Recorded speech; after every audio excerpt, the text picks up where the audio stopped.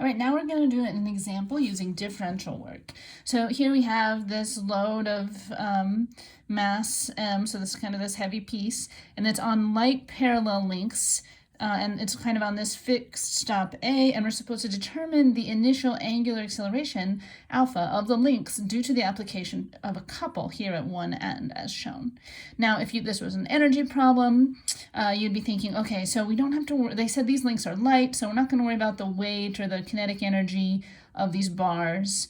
And this bar isn't moving, so we're not going to worry about that. This bar, though, it's gonna be kind of moving up here, and it's not going to be rotating. It's going to be translating up, so it's going to have some kinetic energy, but then also, like, assuming that gravity is down here, it's going to be decreasing in potential energy. So we're going to have potential energy terms, work on moment terms, and kinetic energy terms. And so you already know, since I said it's a virtual work problem, and it's in this section, that the formula is going to look like this. The moment, and since there's no forces, we don't have to worry about those, moment times d theta equals mg dh bar, because we're talking about the center of mass, ma dot ds, and then I alpha dot d theta, except we know that this is not going to be rotating, so we don't have to worry about that. And again, you can think of that as sort of just letting a little movie play in your head, right? Like if my pen is the bar, it's going to swing like this. Okay? Now, we have to figure out what all of these terms actually mean. So this theta is already labeled for us, and we know it's the theta that matters because this arm is rotating, and so this is going to be rotating, and that's where we're putting the moment. So this moment is rotating that theta. All right, and then mgh, so dh is going to be like how much this point moves, dh, which is going to be the same as how much the center of mass moves, which is the same for anywhere on here, right? It's because it's translating. And now we have to think about this ds term, and this is kind of the trickier one here, because what we want to think about is the displacement in the direction of the acceleration. All right, and you could like write out like equations for this, and then make simplifications, but that's not how I do it. I kind of like to draw the differential lengths themselves, and here's kind of the picture that I drew for myself, right? So you want to find dh. Actually, ds is going to be a little bit easier here because like we know that we want the angular acceleration in this, or we want we want to find out like how this whole thing is moving. And so if it is moving this way, like if it has some velocity, then there would be some inward acceleration in this direction, but not at the very beginning. And I think that's what we want. And we want it to be in the direction of this motion, right? So these have to be in the same direction we're talking about. So what we're looking for, ds, it's going to be perpendicular here because the initial acceleration of the whole thing is going to be perpendicular to that bar. All right, and let's see, we can think about the magnitude of that as going to be however much the change in theta is going to be, then the change, this little differential ds, we can even draw this here like this.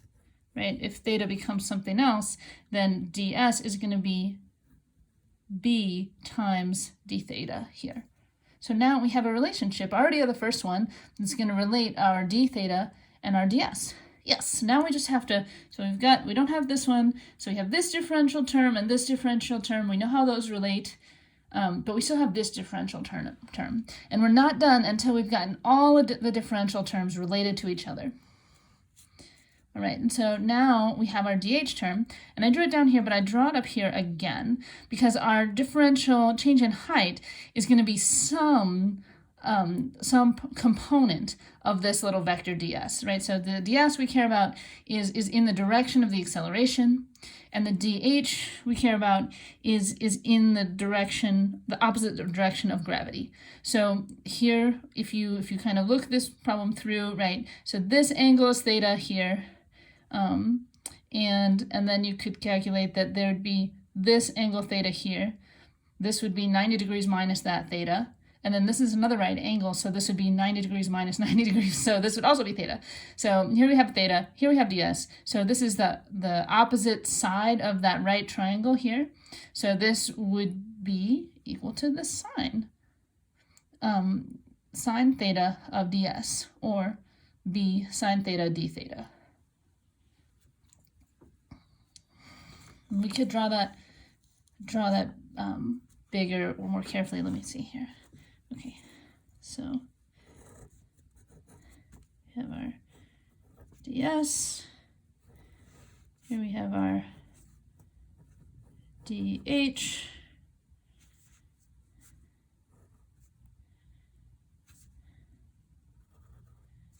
here we have a right angle, here we have the angle theta, here we have the angle d theta. It's just kind of the same picture, like drawn a little bit better. I hope that you can see that. And where this length is b, and then this length is also b. And so, you know, when we look at this, you know, you really could say, oh, Dr. Del Torrio, this should be an arc length. This shouldn't, you know, like, and you're kind of approximating a straight line with an arc. Yes, that's exactly what we're doing. These are small differential d thetas, so we're making approximations. All right, and you get some practice. So now once we have that, we can substitute. Here we have our m d theta, so d theta, and I just decided to put everything in terms of d theta for this problem because it was defined in here. So then we have our mg, and now we want the height. So the height we know is b sine theta d theta, so just substituting that, and then substituting in for our ds term from here, right? So now all of the d theta terms cancel out. So no matter what d theta is, right, it doesn't matter. This will be true as long as this plus this equals that. As long as this equals true, now that I've flipped this on the other side of the equal sign here. So right now I know that the moment minus mgb sine theta equals ma bar b. All right, and so this problem is asking for the initial angular acceleration alpha. So I can solve for the acceleration of the center of mass here, but they want alpha, and the bar isn't rotating. That's not what they mean. It's the angular acceleration of the links. The links are rotating, and we know from our acceleration equations that we can have our a bar equals alpha times b, because here's this fixed point here. So now all we have to do to get alpha is just divide everything by b. Oh, and that gives us the answer. I see that there's sort of a missing equal sign here. Sorry about that. I figured when I made these that I would be there to kind of explain what all of these answers meant. So there may be a few small things like that, but hopefully these are helpful example problems for you guys to go through.